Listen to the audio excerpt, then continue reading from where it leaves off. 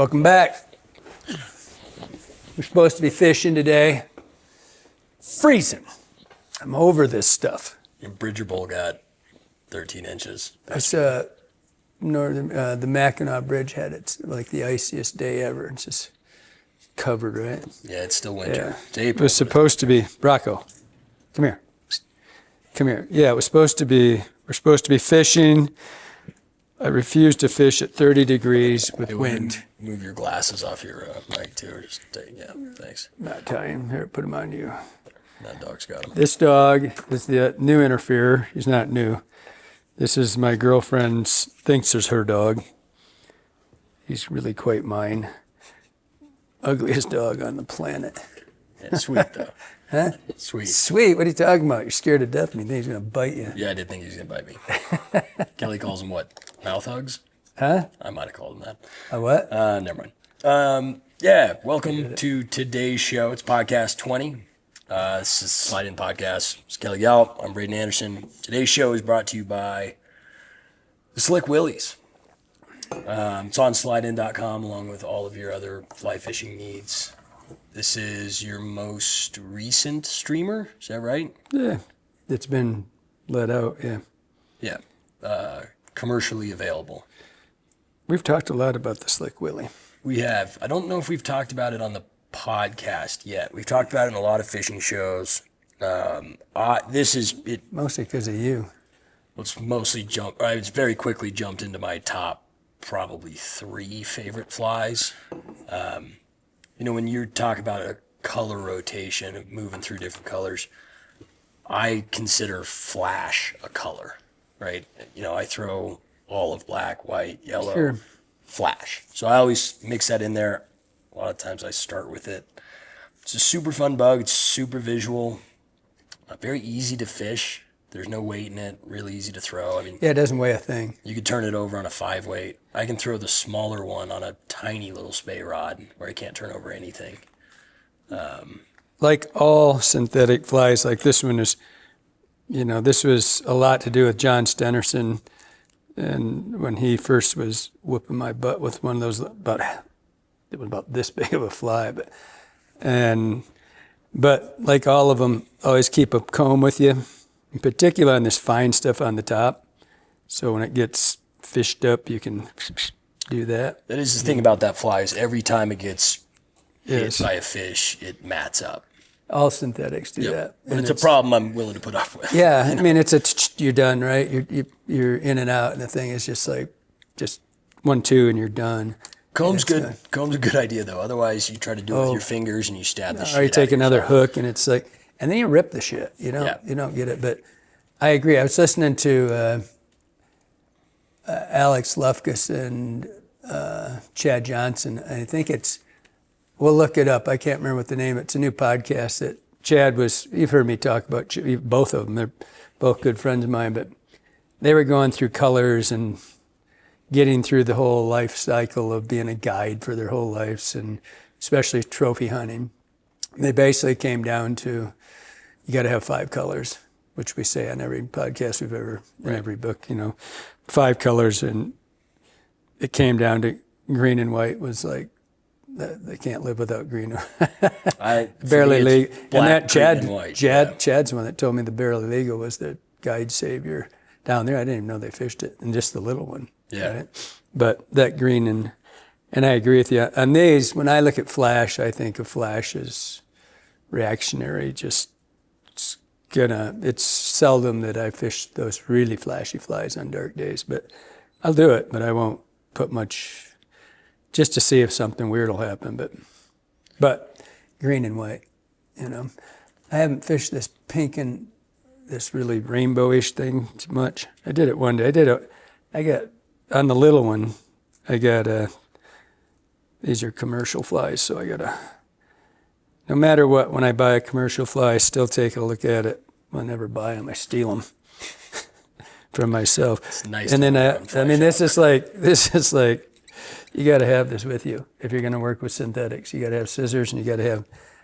It amazes me when people see me pull scissors or a comb out, And they're like, what the hell is that? And you should have for all your flies. I think the hard part for people there is like, you know what you want your flies to look like. A lot of people are buying their flies assuming that's what they're supposed to look like. They'll be pretty close. Yeah. But, you know. I mean, I don't doctor up my Slick Willies. Some of them I'll take some flash out of, but just the comb will do some of that when you get it matted. But they've got it.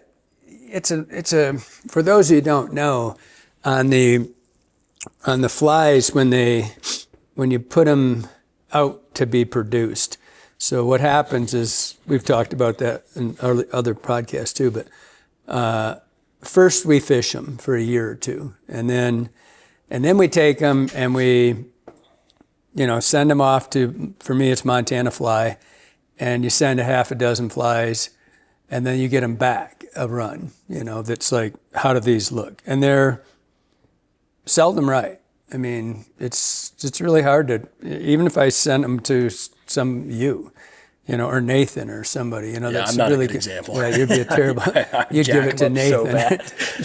But I mean, if I gave it to Nate or Hunter or one of whoever ties a lot, Andrew, they would do it differently. And so you just have your own mindset. What it's got to. I know what I want to see happen in it. Doesn't mean it's always right.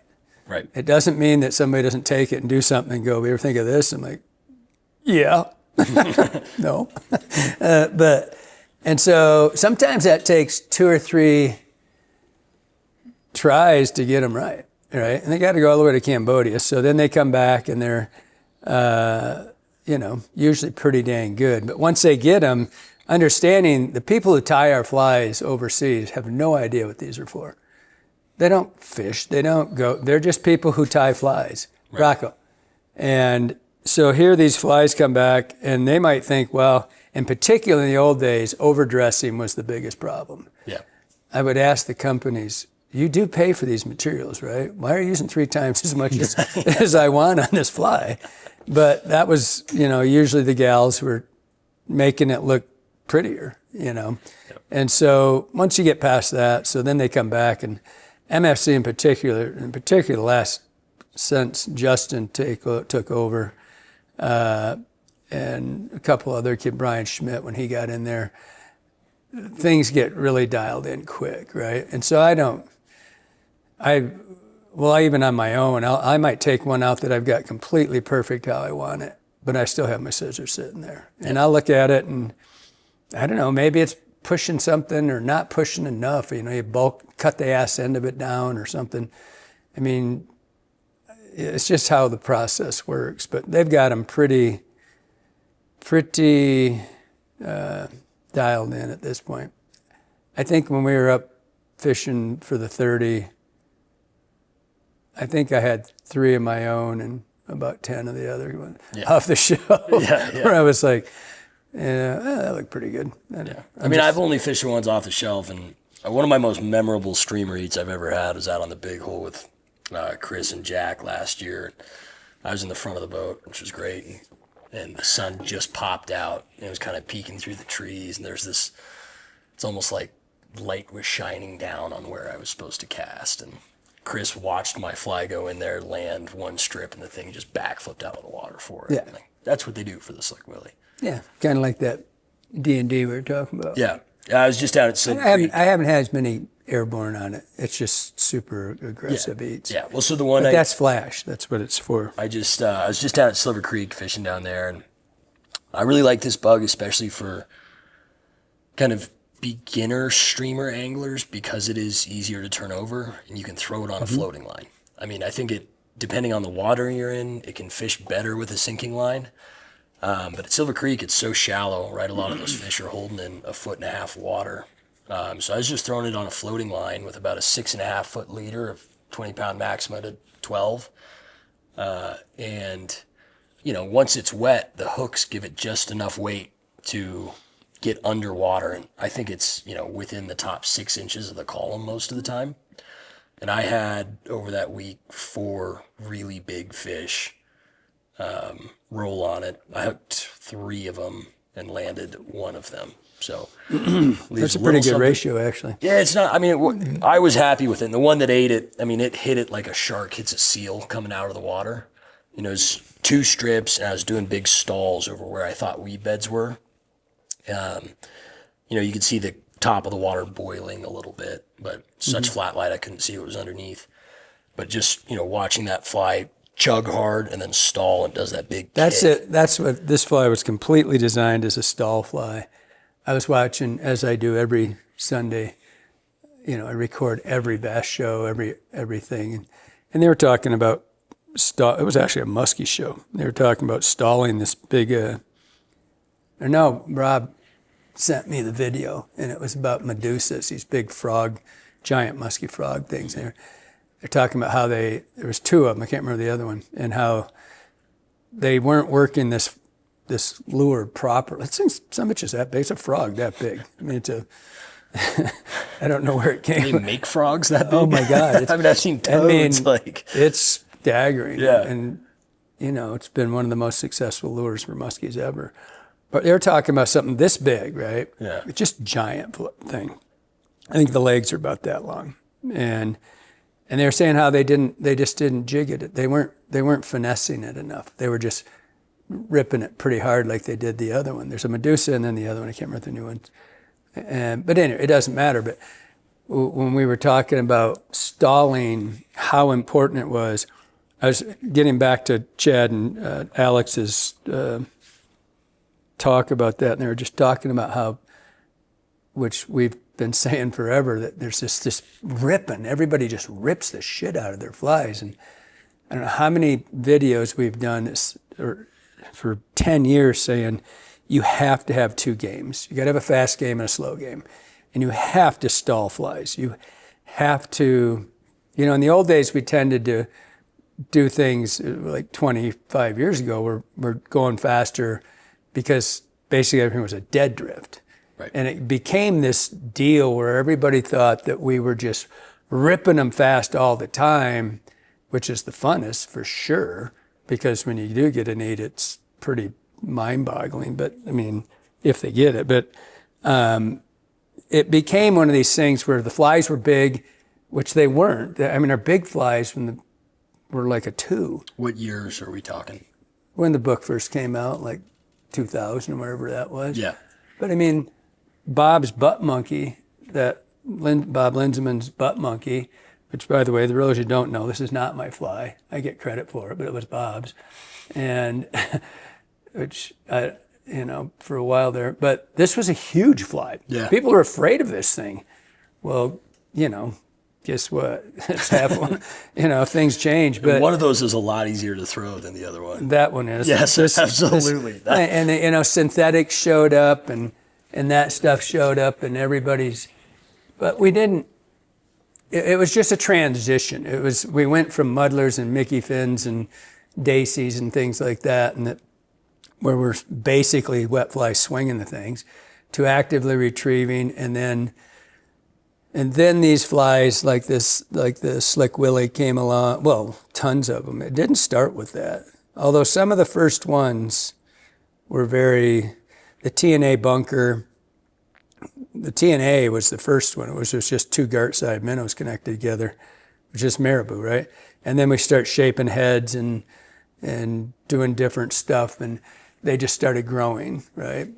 But then it kind of became this trend that everything was huge, but people left their small game and their slow game. And I was listening to Alex talking about Mayo section. I can't even imagine. When I left, it just got so busy. I think I had 11 years without a single boat ever seen in person. And it could have been 16. I don't remember. I think it was 11. And then something happened. All of a sudden, it was discovered, and every single angler is doing the same thing. Everybody's just ripping the shit out of the banks. Nobody fishes the middles. They don't. All my giant, by the way, if you fish there, all my giant fish down there came out dead center. Every single one of them. Every fish over 2.7 came out of the middle. And frankly, a lot of them came out of Flower Flats, if you don't know where that is. I don't give a shit. They just ripped through it. Half of them would turn boats and go through this thing. And 3 incredible weed beds in there, especially up top, River Right, just in case you're wondering. But do you want to draw the map? So I mean, it's here. We lost our A game, our small game, and this is a bad. I am working currently. Want a secret? There's one of my secret patterns coming out right now. I am working on an entire new series of floating streamers, basically to run in a different style, and in all fashions, and basically, and I was just amazed when I was listening to Alex and Chad's thing about how Chad was talking to Dave Whitlock one time, and he said, those big flies are good. He says, and they'll eat them once in a while, but they'll eat a 3-inch sculpin all day, every day. And yeah. And so, it's like that moron that wrote the thing on the Facebook or some shit, downtown about don't listen to, what he called me, the self-appointed streamer god or something. I didn't appoint myself anything, you jackass. I simply, and we don't fish big flies. That's what people are. I mean, there's a time and place for everything. That's sure as shit isn't when it's really cold in spring and, they're not moving fast. You got to play your game, but, and scale down. So you got to have a fast and a slow game. A slow game generally associated with smaller flies for me. But I've sat and watched. Somehow bait fishing came up. I forget what. Oh, whether we would go. And you asked if we went and did that show with Dahlberg. Yeah. If we'd fly fish. I'm like, hell no. But grew up bait fishing. Some of my best friends are bait fishermen. Bill, and a lot of these guys, right? But what you do on the white, what you see us doing with big flies, which amazes me because guys, I don't always have big flies on down there. It doesn't mean. I think your chances and we went through that huge fly progression, and we came down and from the Sadati Seducer or whatever it was, that rainbow. I've got one up there. And we went way big and came down, and then you get to your 3 to 5. Chad and Alex were talking about that also, about how that's your money flies. 3 to 5 inches is your money, which we always say. But you watch some of the bait guys, the really great ones, and guys that are, they'll do a lot of different ways. They'll Carolina rig stuff, they'll Ned, they'll do all kinds of different techniques. But when I did it, I used to run both with minnows and with crawlers. When they first started inflating crawlers, I'd Carolina rig those in the rivers or in the lake for smallmouth, whatever, before soft plastics really showed up big.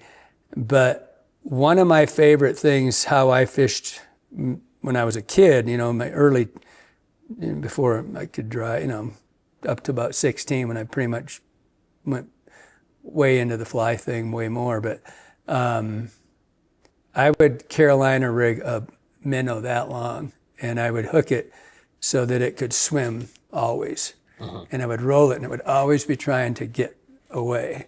And if you go to the white and you watch Craner, they'll be watching these things this big, and they're rolling those things out. They may be this big, they may be that big, and hook them. You can lip hook them, you can dorsal, tail hook, whatever you want.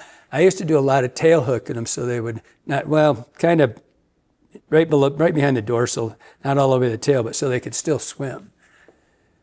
Size of fish you got on minnows is ridiculous, and they're this big, right? Right. And when you look at down on the white, you'll see a lot of those fish. They don't care. They'll show you what they're doing. They're also chumming like by the gallon, but with minnows.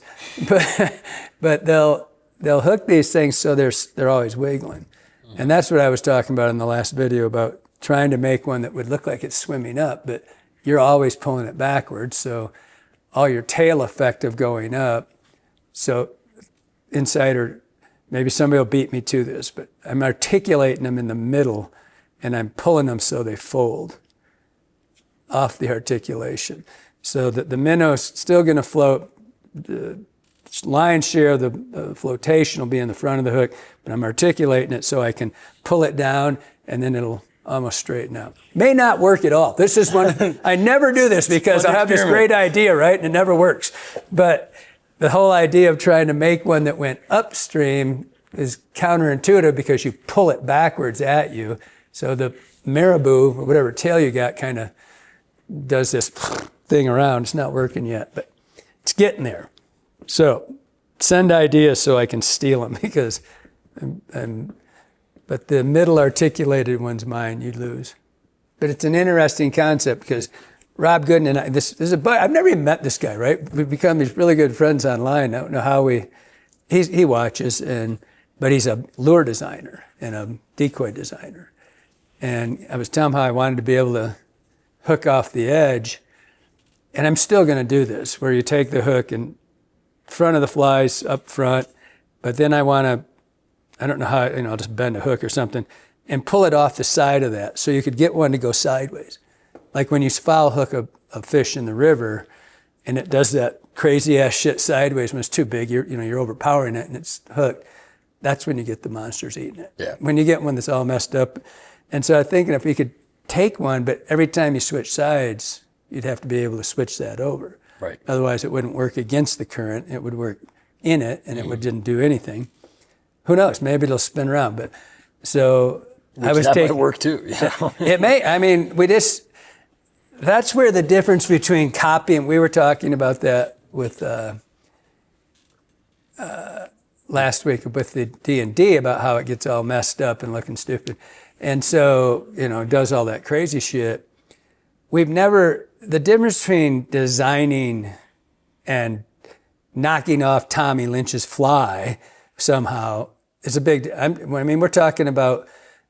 That's why there's so many new flies, because guys are actually saying, well, what if you did this? And so I'm trying to do them where the hook orientation is not part, like I don't have it over here.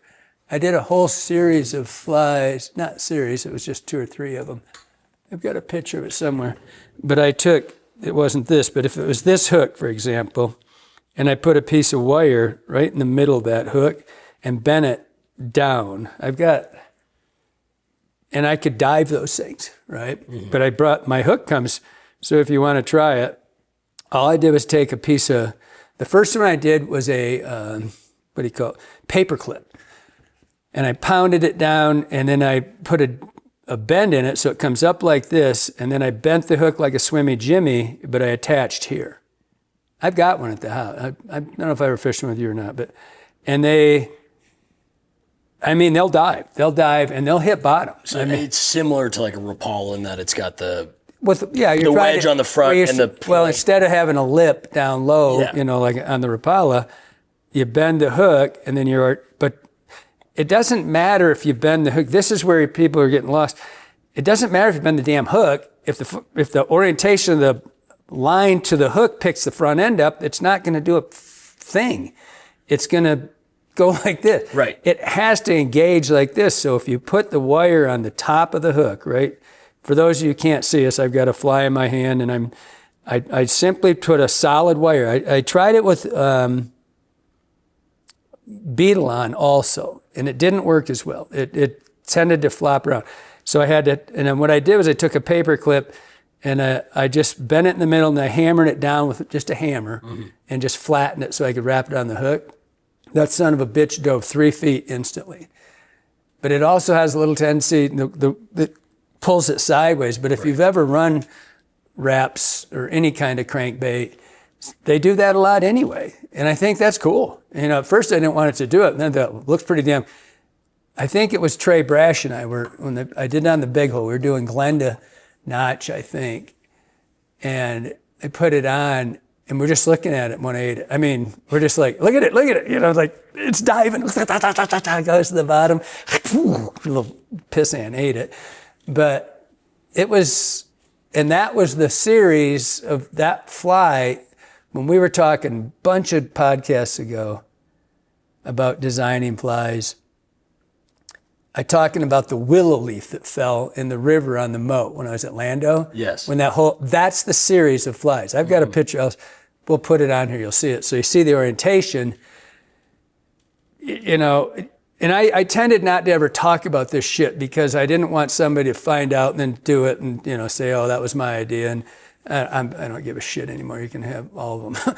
It's just, I'd rather see it like blow up, right? But that orientation, remember that when you pull against the fly, even if your line's sinking, the fly's going to be above it for a while. And that the first 3 to 5 seconds of all of this happening is where well, that's where the tire meets the road, right? Yep. I don't care if it works 30 feet back, you're done. You know, if you're really set, if you're fishing properly, like we always talk about this, peripherally looking downstream, pick your damn spots. The whole river's not equal. And fish these spots, right? You learn where they should be. And I've always said, when that fly hits the water, that is the impetus for that fish to attack your fly. Hits the water hard, and it puts the fish on alert, and you got about 2 seconds max, maybe less. And the dogs bark. But you've got 2 seconds, and if you don't engage that fish, you probably aren't going to. Right. So. A propane truck drove by. It's very scary stuff. Oh, is that what it was? Yeah, it drove by going towards your house. It's a whole bunch of fish people. So, what you're talking about, that fly hits the water, fish goes on alert, it all happens in that first 2 to 3 seconds. Well, yeah, I think that's what says then your ability to stall a fly, trigger the fish, do whatever it is, Rocco. He's a good guard dog. If anybody needs him, come get him. Yeah. But there's so much to that about understanding, reading your fish, right? The fish, when sharks you, does something, it's not necessarily over, but if they came up and make a look at this thing and it turns to a pile of shit, all fluffs out, it's not distressed, it's not swimming, I think you got a pretty low chance. Yeah. Or whatever it is. It's, rather you get to sell that program. But the second that fly hits, a predator, he could be on 20 feet and be on that fly in half a second. Yeah. And so, but then if they get that inspection time, hence the fact on the small fly, inspection on a big fly is much more, it's easier inspected. When the fly's that big, could be all kinds of shit. They're coming in on it and it's like totally harmless to them, eat it, which they do constantly. They're so tactile. They bite shit all the time. We talked about that in some other nymphing video about how in the old days when we killed fish, you'd gut them, and it was like that movie Jaws where they start gutting that shark and tire and fucking license plate and cigarette butt. That's the same thing. Yeah. I found cigarette butts in fish. Actually one of the Skamania that I mounted out in the scum line that I talked about had a freaking cigarette butt in it. There's all kinds of freaking ladybugs and different terrestrials in those scum. That's all the scum lines are, usually. Well, what the hell he ate it for? Couldn't tell what it was. But right. It was brown, kinda. But yeah, it's just, and so this small fly thing, it's where this is a chance for young tyers and young anglers to suddenly, you can step up and you can do something different. Just think different. Don't think what Tommy or Kelly or Russ did. They all thought different too. We didn't just start copying flies. Everybody does that when you start. You can't help it. But there's no world in this, and that's why I talk about bass fishing so much, because they're so competitive and there's so much money in it. And by the way, for those who didn't see it, in the BSSS just had the final, a 21-year-old kid won it. A 20 and a 21. That kid just locked into a career making tens of millions of dollars at 21. And the greatest part of that whole show, damn it, I forgot who was, they call it working the booths, right? You don't make the cut, you got to work the booths. And so this guy was champion last year, I think, or the year before. And he went on, and he was very humble about it when he said it. But the new kids, and as much as us curmudgeons, I was going to bring this article over. I was reading about Oliver Edwards talking about how he hates. He says, I'm one of those old guys who just hates everything now. Particularly, he hates beads, and he hates tungsten worse than he hates the devil himself, right? And he said, he just went about how I used to bitch the same thing 20 years ago. What the hell? You spend your whole life learning entomology, how a bug emerges and how it swims and pupates and does this. And what the fuck is that orange, yellow gold thing on the top of this damn thing's head? Nothing in nature has a freaking bead on it. I argued it, and I was reading this article, and he's saying the same thing. He's just going out of his mind. Anyway, back to this bass thing. The idea is and these kids come along, and which I was one of those kids when I started doing that. Right. Changing designs and doing things and bastardizing an Adams or something like, oh, how sacrilegious, don't, poof, you're a pillar of salt, you piece of shit. And it was like, well, fish is better, or put their own color in it. And wow, what'd that do? It's great. But anyway, these kids come along, and God, who was it? I can't remember. Anyway, past champion. And he's pretty young too. I don't think he's 40. And he was talking about how these kids will never win, because nowadays they just sit and stare at their monitors, and a lot of times don't even fish. And so this one kid, he goes, he won't cast unless he sees a 5-pounder, because he's got 2 culls left in this. He's got to get a poundage, right? Mm-hmm. And if you happen to be just blindly casting and you get a 3-pounder and a 5-pounder swims in front of your monitor, you don't get to fish that fish, right? It's just total tactician. You're just sitting there going, and they just stare at this thing. And for a long time, nobody's just casting. And the guy says, these kids will never win if they don't power fish. And both those kids, one was 23, I think one was 20, or 22 or 20, very young, right? Yep. Right out of the college circuit. Yep. And breaks Kevin Van Dam's all-time record. I mean, sitting, looking, and they're just sitting, and they stare at their monitors. And when they're reeling a fish in, they look at the same thing. They're looking for the one that comes after it. Big one. Yeah. And he wins, and afterward he goes, well, so about that, never win. He was super gracious, right? But the point of that is simply, I think I almost feel like deja vu right now. We've had this exact conversation before. I'm not sure what we're talking about right now, what we're supposed to be talking about, but there's tons of big flies out there, tons of them. Don't need to do any more. Don't need to fix anything. Nothing in this small world. And that's what I'm on this year for me. I'm going to be working all less than 3-inch flies. I'm not going to not fish other flies, but everything I'm doing is my brain's thinking. I had so much fun when we did that Carolina rigging, which is just having a little weight it's no different than time. You can put a split shot in the middle of your leader in your Carolina rigging for all practical purposes. One slides on behind a swivel, and everybody's going to swivels now, particularly because of some of the big flies twisting. This fly will never twist your leader in a million years, but hairhead flies will. Swimmy jimmies will the living shit out of you if you don't get it in too fast of water. Right. A lot of flies will, and so. But I had so much fun throwing a floating line. I mean, understand, I've been throwing sinking lines for 30 years, right? Or more when you start talking steelhead too, but exclusively pretty much for 20 years. And so 25 really. It's really fun to switch up and go to dry. I mean, and you guys doing your spade deal, same thing. It's fun. It's different, right? Yep. I mean, who wants to be with the same chick all their life? I didn't. No, I'm just kidding.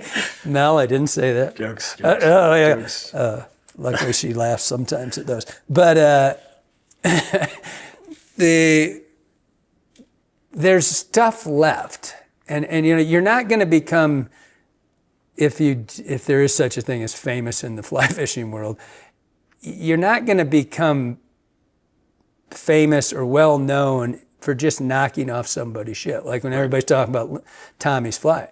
OJ figured it out. It's his. Leave it. Russ has got a dozen, his scorpions and his peanuts and, all that Sure stuff. to enunciate that one well. Yes. And so, yeah, especially if you're going to tie a peanut envy. Yeah. But you don't get, and people see through it anyway. And it doesn't matter if you barely change something. The OG fishes or it wouldn't be here still, right? So you barely change it, and all they do is just say, this is mine, and everybody looks at it and goes, no, it's not yours, dipshit. It's Gallup's, or it's Madden's, or it's Anderson's, whoever the hell it is, right? Won't be mine. And so it's kind of like trying to tie a nymph that freaking Charlie Craven hasn't tied yet. Good luck. Yeah, right. And good luck getting it as good as his. I mean, so you break out, and so the new, and try, that's what I said when I wasn't going to tell anybody about this hinge thing in the middle. I say, I'm just going to, because I got to figure it out. I haven't fished one yet. Right. But I'm thinking that as I pull it, it's going to jackknife together, and then it's floating, it's going to straighten out. And I can, because, I love to fish slow. I would rather fish, really at this point, I would much rather fish slow and elicit the strike than I would fast. Yeah. But I got to see it. Unlike you fishing slow on a swing, I got to see. I really dig watching when a fly comes together. If this fly, like my floating crayfish, my minis, that son of a bitch looks like he's trying to climb up a glass window. That's cool as shit, Yeah, that's right? cool. Yeah. I haven't caught anything on it yet, but it's cool as shit looking. And that's where it starts. You get that going on. I mean, it's why I like fishing white. Yeah. Or this. Well, I do almost all my It's prototypes. I don't care what, crayfish I do white. It's visual. Well, yeah, you got to see it, because I did my first floating crayfish thing on, that one's yellow, but usually I do them white, and then it's amazing how it could be, like one of my damsel flies I did white, just so I could see it. They ate the living shit out of that thing. But it's, I'm not sure I ever changed it. So going back to is just something I wanted to mention about Silver Creek. I went into a fly shop close to there. Dude who's a accomplished streamer guy, sells a bunch of Kelly's flies. I was chatting with him, asking me how I did. Well, I rolled some really big fish. Got one that was about 21. Was a great fish. Lost a really good one at my feet.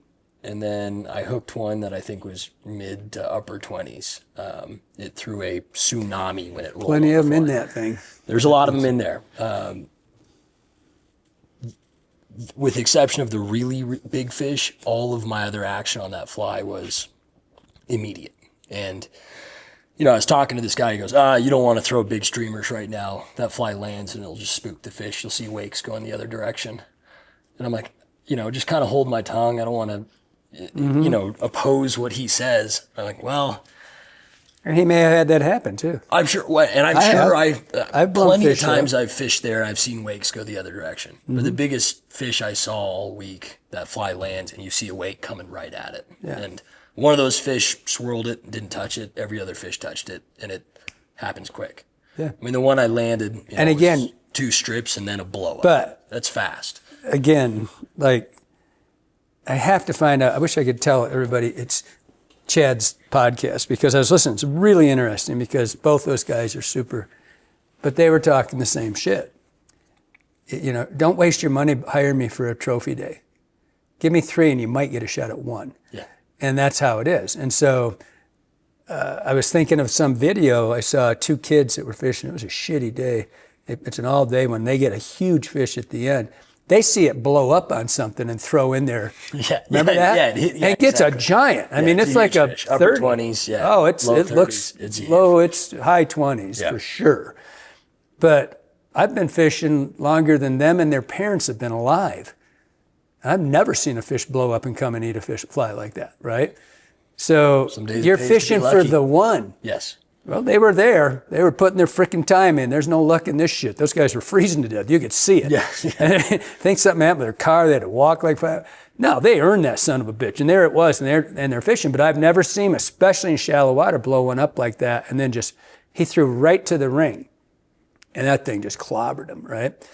But as Chad and Alex were talking, the one, like this guy might have been thinking, numbers or something like that. But if you're fishing for a fish and you're willing to fish for a fish, and almost no one is, less than 1% of anglers will fish to do what we're talking about, you were talking about, throwing that fly. And yeah, you blow out that 20-incher. Well, who gives a shit, right? Blow him out of here. Get him out of the way so the other one can eat it.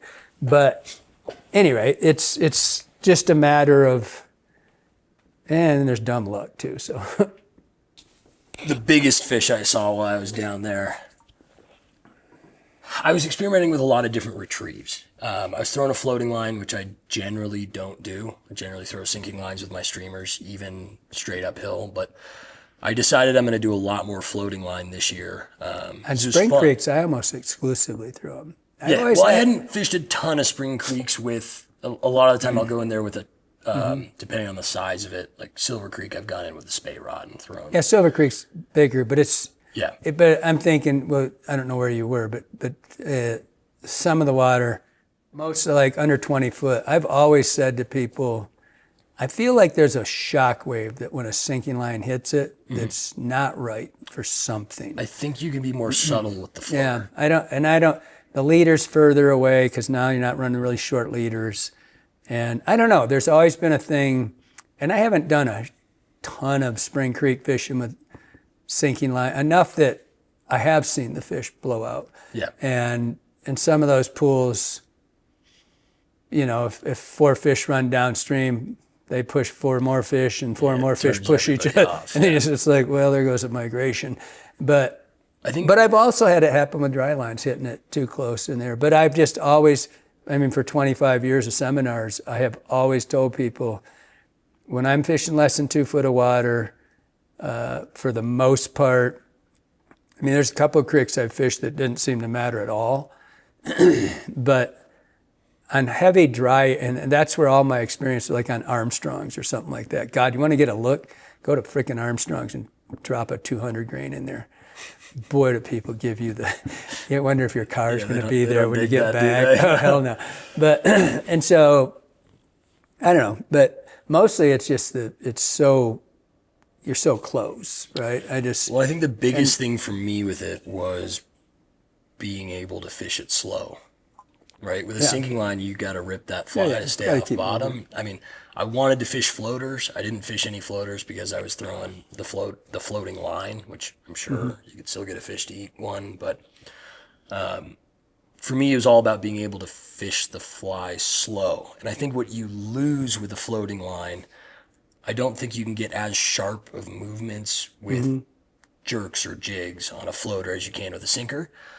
Less water resistance, that line comes out of the water instead of saying dug under. But I found myself doing more pulling the rope, but not like a consistent, more like a rip, which is counterintuitive. It sounds like I'm fishing that fly really fast, but it's all about the stall. It's doing an attraction out of the gate. And then the other one I would do a lot, as I would bring that fly back into the bank down below me,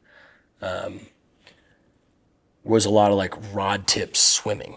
Not like a jerk or a jig, but a stall. And then that's where that giant fish came out from the bank, threw a freaking wave at it. I don't know if it hit my leader or if it hit the fly. I felt something though. So I set up, had it for snagger. Maybe. I don't know. It might have eaten it. Might have. But that fly came back at me pretty fast, and then I made obviously a loud noise and went down to a knee. A lot of people are thinking, run tips. And right now, and a 5-foot tip or a 10-foot tip, I'm not a fan of them. I think they cast like shit. Yeah, I really don't. And there's going to be somebody right in, you're so full of shit. Trust me, I fished them as much as anybody alive. I never liked them. I don't think they're hingy. If I thought I needed, I'd go straight up to a 200 grain line. Yeah. Which is really light. When you hear 200, it's not a heavy line. You can fish 10 inches of water simple, no problem whatsoever. I just didn't put, 2 of the things I don't like is that retrieving line, a sinking line at my feet, and that's why I run a lot of floaters. But the tips, if I could get one, if I could get one that didn't hinge like they do, Yeah, it's almost actually impossible to unrolls well. flip them up, and then they're just not. They're really inefficient casting tools. And I talked to Brooks at Cortland about that, and Zach about there's got to be a way to make one that's not just absolutely shit. And I just don't endorse them at any of them, anybody, anywhere. I've heard it 100 times, and I've had hundreds of them in my boats, and I'm like, oh God, this is gonna be a long day. And I finally just give them a 20-foot head or more, and they're fine. But I don't know. That's just a personal observation. If you like them, I see guys fishing them on lakes a lot, but there you get a chance to air them out a bit. Then it's not. But when we're talking streamer stuff, it's fast casting, lots of repetitive roll casting. over, pick up, roll, and go. pick, go. Yeah. And so before I interrupted this thing for 40 minutes, what were we supposed to be talking about? The Slick Willy. Really? Yeah, but I think Boring. we covered that. Do So you have any nasty comments? why or don't anything? we jump into some segments? The first one I want to do came to us from Dean Kruger on YouTube. He left a comment saying, maybe have Kelly go over all the stuff behind him on the wall and desk. It appears to have some fascinating streamers as well as random junk. I'm just kidding about the junk. I'm sure you can probably fill a whole show about the stuff, maybe just a few per episode. So I'm thinking we do one thing per show where you can grab that. We'll describe it to our listeners, on Apple and Spotify. And if you're watching the show, then of course you'll see it. What a pain in the ass. There's a lot of shit up there. Mm-hmm. And it's really random. A lot of cool shit, though. Anybody notice how many police and SWAT and special forces stuff that's up there? It's pretty cool. I have 2 Purple Hearts.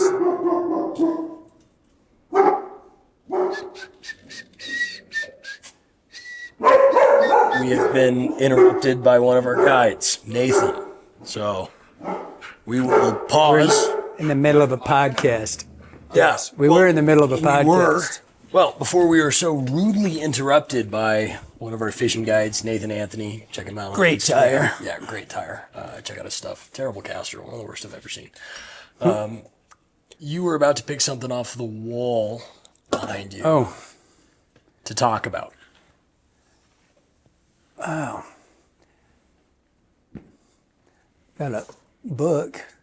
It's my buddy, Nathan Jorgensen. Y'all like books? I just have this here. It's his first book. I don't know if it's the first one I read. The Mulligan. Unbelievable. Loved it. This one's even better.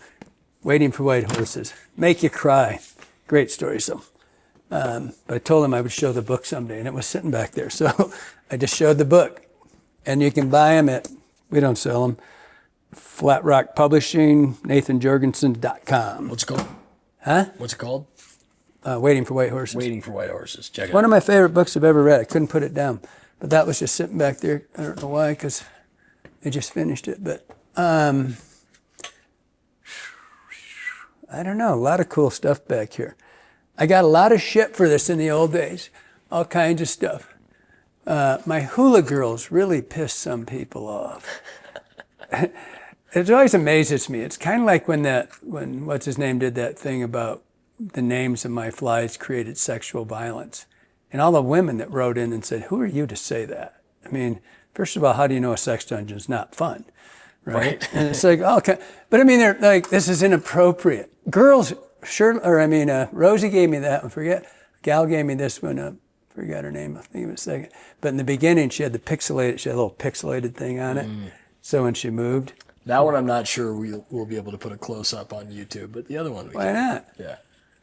She's got a thing. The pixelated thing was great. It fell I don't out. want us to get demonetized. I'll take a picture of it. I can blur it out if need be. Oh, come on. Live a little. Jesus. It's a hula girl. She's not really naked.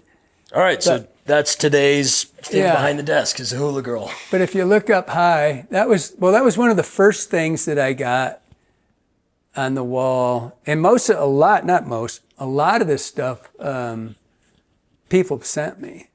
That's right. When I started, before Nathan walked in, I said, I got Robert Hunt's, he's Purple Heart, sent me a fray of his Purple Heart and wrapped it. There was 2 of those. And a lot of, Navy SEAL, Navy divers, Border Patrol, a lot of stickers, a lot of cops send me or bring me the stickers too, not stickers, what do you call them? Patches. Patches. Yep. Just a lot of really cool stuff. Doc Ellis built this net, greatest net builders ever. There's just all kinds of stuff up high. A lot of the flies when we had the kill the coronavirus thing. We're going to do one of these a week, so we don't want to burn through everything. A lot of stuff. Don't tell me what to do. All right, but there's a lot of. There's prototype flies that never made it. There's just junk. The fish. We can go over the fish later. They're not really. None of those fish did I catch, by the way. For those, John Clusing caught this one. I mounted it for the Nationals, and just a lot of pictures of my kids, my brats, Madison and Delaney. Delaney's always been the boss. That's what this picture is. She's the youngest, but she's always been the boss, right? And they're right across the river, right there on the other side. I got a great picture, so setup of Delaney's telling Madison what to do, as always, and just like do that. And then she wouldn't let her hold her own fish. Nice. She goes, "You don't know how to hold it. Let me show I'll you." show you. So she gets the rainbow and Madison's always the peacemaker, right? Okay, great, whatever. She takes a bit. But yeah, that's the wall. But there's a lot of shit up there that's just, and it never ends because people send me stuff constantly and I stick it up there and we'll get to a bunch of it. Yeah. It's fun. Yeah, so we'll try to do that. Pick one thing each episode going forward and just chat about it briefly. Next segment I want to do is called Band of the Week, which we started last week. Band of the Week, Marshall Tucker, Heard in a Love Song. Nice. Can't you see? If you don't know what that is, go right now. You don't deserve to be watching this. Go figure it out. Go look. So yes. I'll go my Band of the Week. Oh, God. Seattle people can't contribute. Leonard Skinner. Okay, that right. We'll do I was ski instructing a kid the other day who told me he really likes classic rock. And I was like, so what kind of bands? He goes, I normally just listen to songs. I was like, all right, well, what songs? He's like, Freebird. I'm not sure he ever really, knew a lot of the individual names. I think he just listens to playlists. I was like, well, have you ever heard Freebird? Which is, the first song you think of when you think classic rock for a lot of people. And so I played it for him on the chairlift, and he's like, just having a ball. So yes. That was good fun. Did I tell everybody that I got my TED book? Oh, you get your Ted Nugent book? Yeah. You were talking about it. I think you sent it. I'm dying laughing. It's pure Ted. He tells us about the 100 things he'd do if he was made president in his first 2 hours, and he lists off pretty much everything I would do too, would like to see done too. And then he goes, and then I'd have breakfast. It's kind of like Arnold. You say you have to sleep, I say sleep faster. Sleep faster. All right. In our next segment, we're really rolling through these. It's called What's Kelly Mad About Today? Today, we can't talk politics. Yeah, for those of you that don't know, Kelly walks in here every morning with something that's got him fired up. Yes. And if there's nothing... It's not necessarily I'm fired up. I like to watch you guys get fired up. Yeah. And so,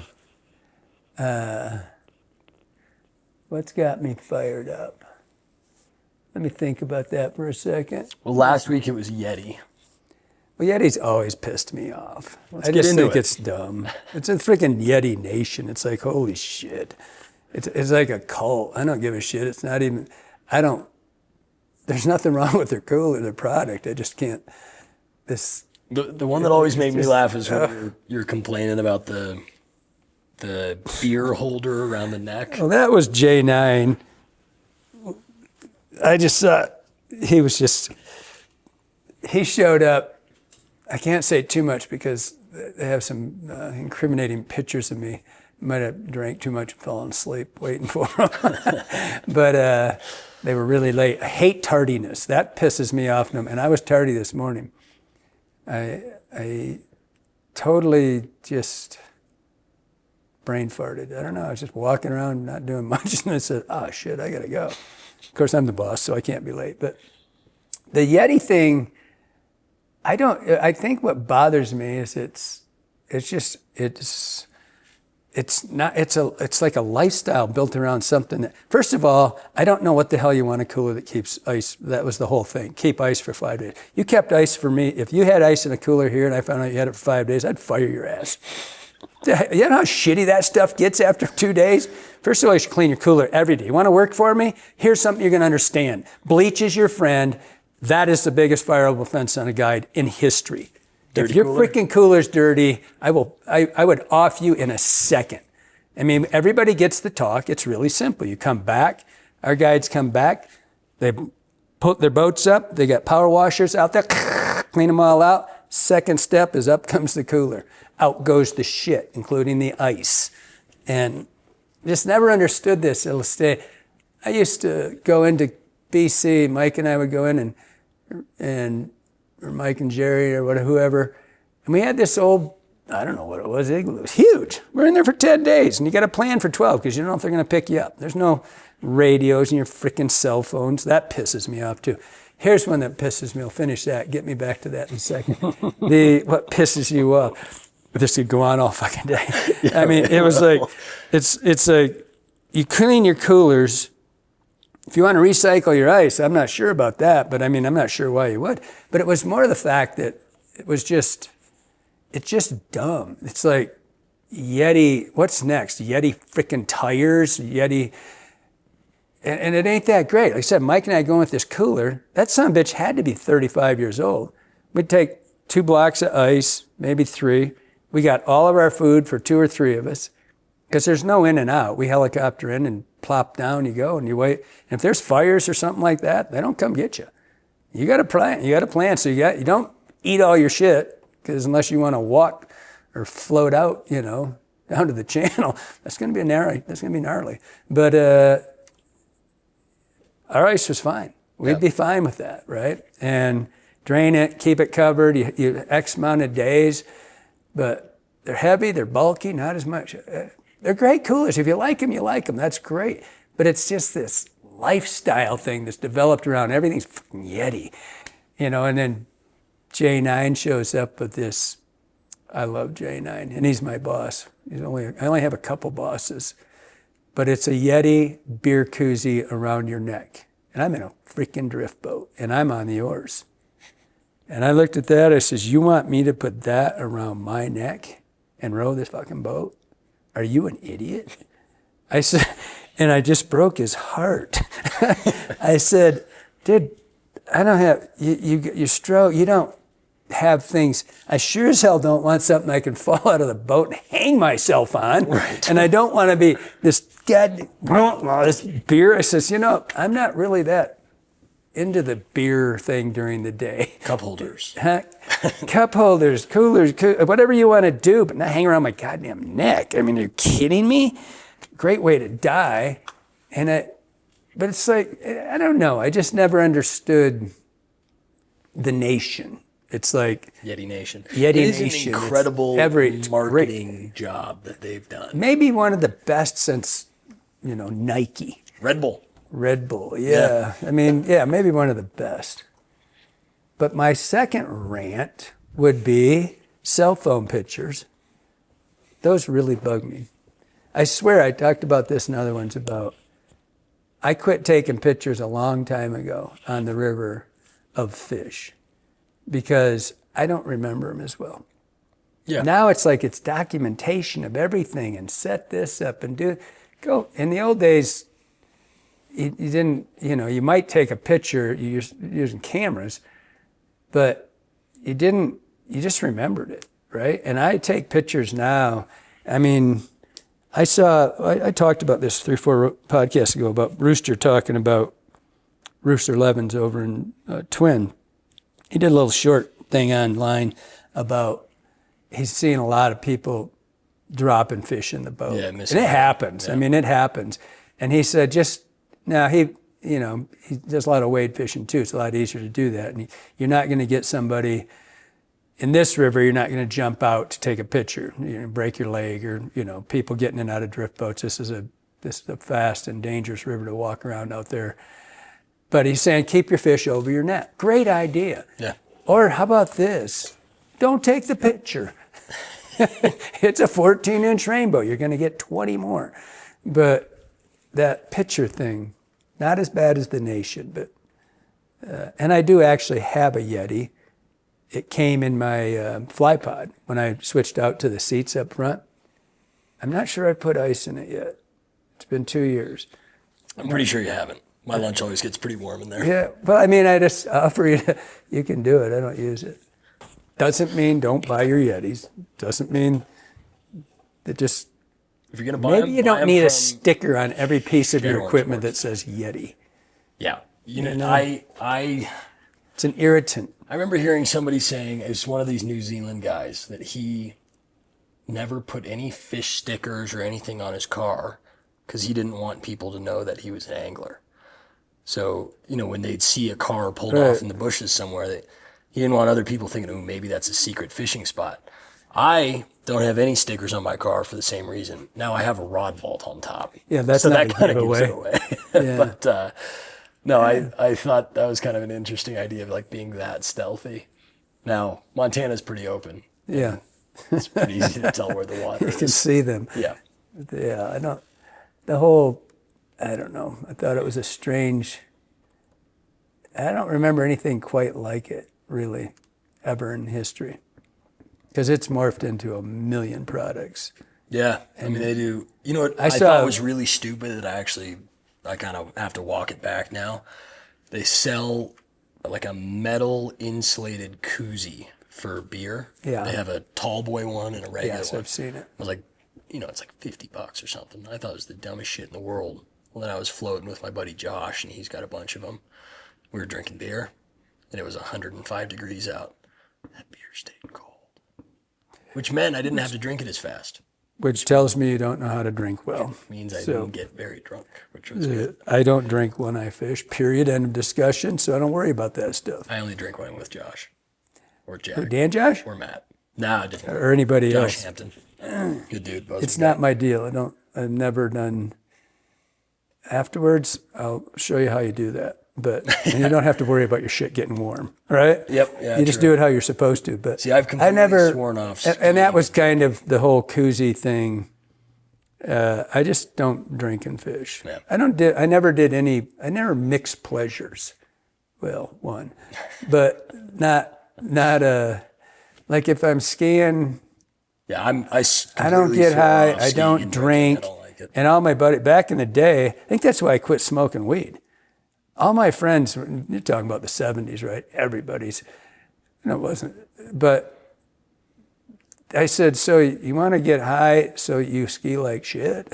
I mean, or drunk? I mean, I couldn't get it. I really never got it. I wanted to do, when I do something, I want to do it really well. Right. Right?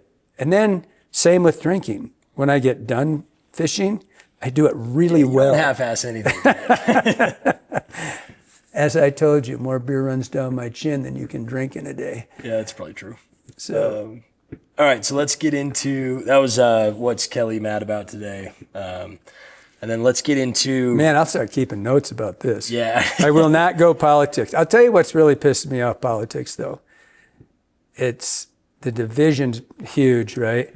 But I just don't see why people have to make up all these stupid shit and put it on Facebook or whatever. Same with chicks and tits, right? Fear-mongering. Chicks and tits is not fear-mongering. I don't need to see just every picture. I like chicks just as much as anybody or anything. I don't know why we have to have all these stupid pictures of some gal holding a red fish like this and, what is it? What is it? I can go to the porn sites. I don't have to look at this shit. And then it's interrupting my getting to a part where like I'm going to scroll down and see Nathan's new, I'm there to look at something. I can go anywhere and look at that. And to pretend like, I'm going to click on this because this chick caught a really big fish and she's got giant cans and she's in a big string bikini. And what is that supposed to do except plug my shit. And then I'm just sure it's messing with something in there and virusing all my shit up. But I'm just like, I spend more time deleting that shit. That's a sidebar to this political thing. The election's over, let it run out. You don't have to write, oh my God, just let it go. I guess that's where we go now. I don't know. Now we've alienated everyone. You basically just said. Quit. Both sides. You don't like fish pics with chicks with big tits, and now we're. I don't want to see it on my Facebook. I don't. Right. I want to see fishing. That's what I do. If I want one, I'll go get another site. They're a lot better. Yeah. Right. Yeah. I don't have to. It's just like you delegitimize yourself when you throw some chick that you know didn't catch the damn fish. You know none of this. It's a totally staged picture. Who gives a shit? Porn's been out forever. You can go find it. I don't want to see it. And I don't want to see, I don't know. Facebook to me, I kind of liked it for what it was in the real, when it was your buddies, fish pictures or whatever it is you do. I mean, if it's your chicks and boobs, that's great too. But when you get on there and it's like 80% of your shit is scrolling to get past it, that really bugs me. And the politics thing, who cares? It's like you're going to influence somebody because you make some shit up about Biden or Trump or whoever it is you're pissed off at that. Like we're suddenly going to go, yeah, team. People don't give a shit about any of that. But you got to filter through it. And I'm pissed at is that I did what they said on Facebook and 30 days later, all that shit comes back in a flurry.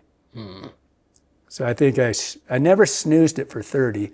I just block it, and it comes back anyway. Yeah, it works. So I think this AI thing's a crock of shit, because if it could really read my mind, it'd say, I don't want you or you on here, right? Well, so to Rant the over. 7 people that are still listening to us, we're going to do a fun new segment called Kelly Under Fire. Well, I thought this was all supposed to be things that were coming along the pike. We're not going to do all these every time. It's boring as shit. Yeah, we might. We'll see. We'll do one. So we put a post out on Instagram asking for questions. Instagram's not as bad as Facebook on that stuff. Agree. And we're going to give Kelly a minute to answer each question, which we'll see how this goes. I'm not sure he's going to respect the buzzer, but there's going to be a buzzer. So let me get that going. And our first question comes from a guy by the name of Sam Morse. I know Sam. Long-time client of the shop. Are you kidding me? He's such a pain in the ass. Giant pain in the ass. He's a giant guy. I might have honked at him at on 287 last year. Long story. He says, what happened the time you allegedly held another angler's head underwater for being rude to a female client? You've got 1 minute, go. I think it's over already. He walked in on Nancy Shealy, stood close and threw it, and we were throwing in a run. And he walked in and he stood next to Nancy Shealy. I politely waded from the shore out to her, asked him to move. He was a lot bigger than me and told me to go F myself. I'll fish wherever I want. So I showed him where the fish were. Came in really close in on him, got him just right, came down, put his head underwater, and he flailed for about 3 seconds, and he came up with his waders wet. And first he said he's going to kick my ass. I'm like, wasn't that, well, what just happened? And then he said he's going to go call the police. I says, you're going to go call the police and tell them that you rooted in on a 70-year-old lady and you got your ass. Oh, he did. I didn't touch him. I just pushed him, held him under for a second. Just showed him where the fish are. Yeah, I showed him where the fish were and everything was done. I don't think that's it. And I'm telling you, we're in the middle of nowhere. 30 seconds, the story's over. Long time ago, probably can't do that stuff nowadays. Yeah, I mean, it's really rude though. I mean, 70-year-old lady in the middle of the river by herself, and there's not an angler for a quarter mile in any direction, and you gonna go fish? That's rude. I'm talking a foot from Nancy. Right. Like she's going, hi. And I'm like, wow, yeah, let's talk. All right. Dog. Next question. Rocco. I've got a dog. Get over here.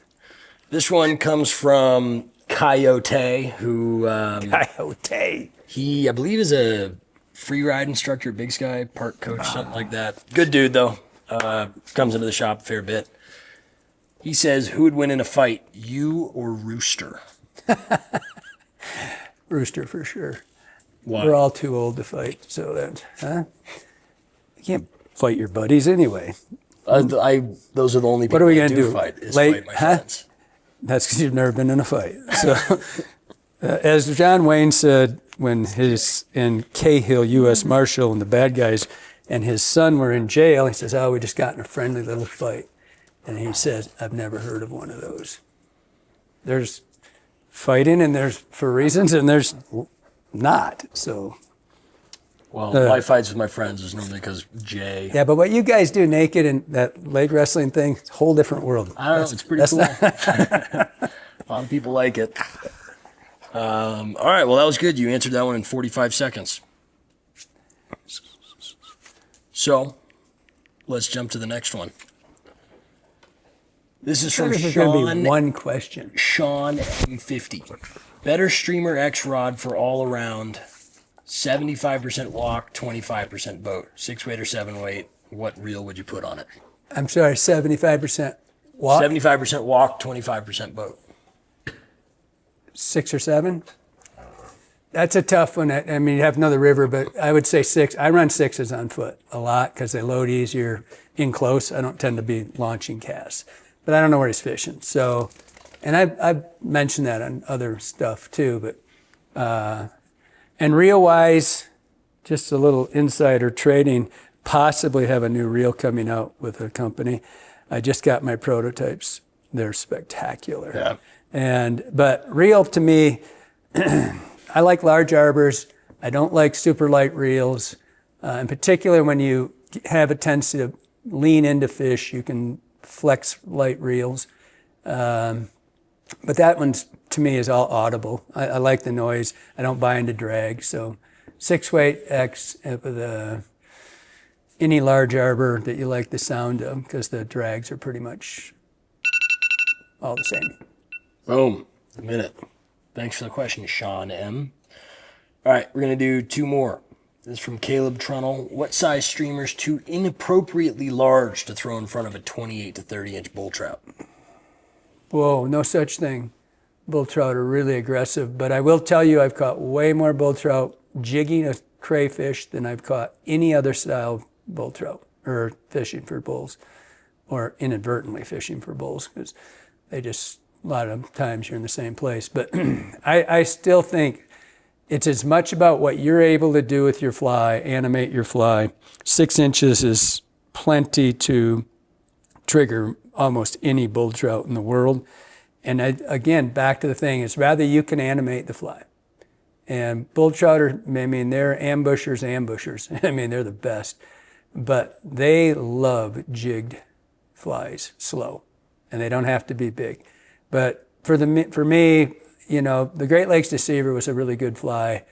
I just think 7 inches doesn't mean you won't get fish, but I don't think you'll get bigger fish because you have bigger flies. I just don't think you can move them right. If you can, great. Boom. All right, last one. Joey Prusak. Have you decided against naming a fly something because the name was too heinous and went with something different?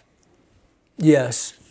In particular, for about, 5 years after we started this stuff, people started sending me names, which were like, mine try to stay right on the edge. It's not supposed to be heinous. It's supposed to be smirkish, like, is that just on the edge? And given today's, back to politics, I've been watching this stuff about everybody dropping the F-bomb in Senate and Congress, and I just think that's stupid too. I think it's inappropriate. As this preacher said to Bob Lindsman once, Rob just dropped the F-bomb, and he says, Robert, vulgarity is the crutch of the ignorant mother.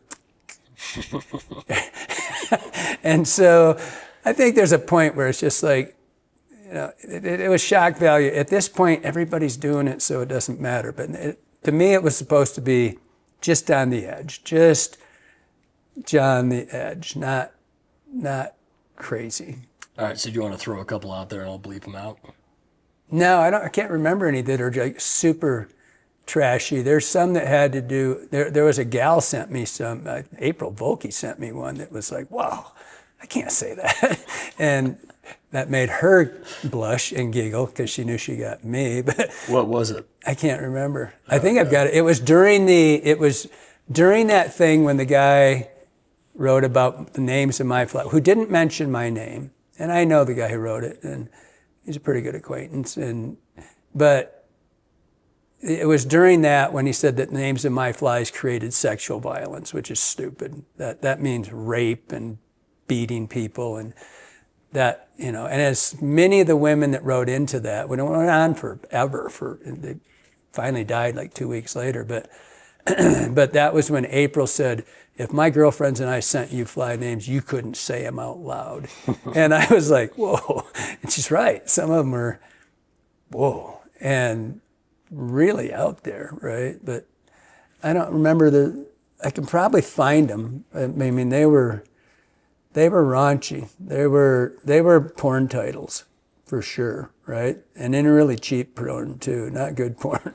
So it was like, wow, I couldn't. It's like but again, the required viewing before mine, working like slide the in. first one, and I remember the day I told Ray Schmidt that it was the blonde, which a lot of people are calling, the Comet fly, Joe Brooks Comet and the blonde. They're very close to the same fly, but one was more saltwaterish. And so anyway, my favorite fly in history is anything that has to do with Joe Brooks was the blonde. And I couldn't tie it well, and not like the picture, Rocco. And so I stacked it on a keel hook. So I got that same big profile, but I did it like I just wrapped it up. And all truth be known, it wasn't even my fly. That Walt Grau's the first one that ever did it. Where's that fly? I'll show shit, where'd everything go? I rearranged everything, can't find shit. Where'd I put Walt's fly? Don't run away, I'm almost there. Here it is, right here. Walt Grau, which I've talked about a million times.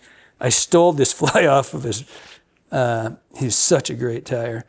I stole this fly off of his counter 100 years ago. I think he knew it, but he was too cheap to buy a real keel hook, so he built his own, but he stacked 4 colors. He's doing a fire tiger. And he did this one, and I just basically stole his idea and put it on a blonde, all yellow. This guy's always been a million years ahead of his time. This was his swing one. Walt, I think, is the guy who probably did more for spay fishing than anybody in the U.S. He's the guy that taught Scotty Howell and all those guys, Yeah. Ed Ward and all that. Hey, get out of there. And so, but the stacked blonde, the point was the names. I did this fly and I told Ray Schmidt, I says, it's the stacked blonde. He goes, you'll never get that through. And it's like, that was a long time ago. Kind of a challenge of sorts. Well, it went through, and it went through really big. It worked really well. I mean, the name, and it was just on, but again, Joe Brooks called it, this is in the 60s. There was the honey blonde and the platinum blonde.